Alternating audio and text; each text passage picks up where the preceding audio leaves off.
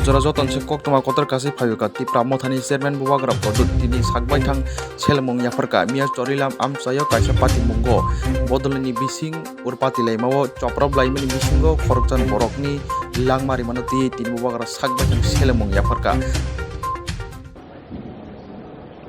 मैंने जो खबर सुना है कि चरेलाम में आज एक व्यक्ति का मृत्यु हुआ है, सबसे पहले मुझे बहुत खराब लगा और सब लोग कह रहे हैं कि एक वर्कर मरा है, लेकिन मेरे लिए तो ये सबसे पहले किसी का पिता था, किसी का हस्बैंड था, किसी का भाई था और उसके बाद सबसे इम्पोर्टेंट हिंदुस्तान का एक नागरिक था।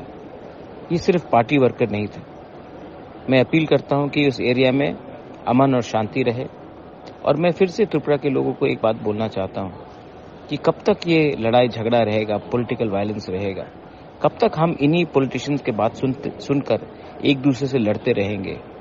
असली मुद्दे में कोई बात नहीं कर रहा है, तो मैं इसी के लिए आप सबको अपील करना चाहता हूं कि आप अमन और शांति को कायम रखिए और हाँ, पुलिस अपना काम कीजिए। गुंडा होता है, उनका कोई धर्म नहीं होता है, उनका कोई पार्टी नहीं होता है।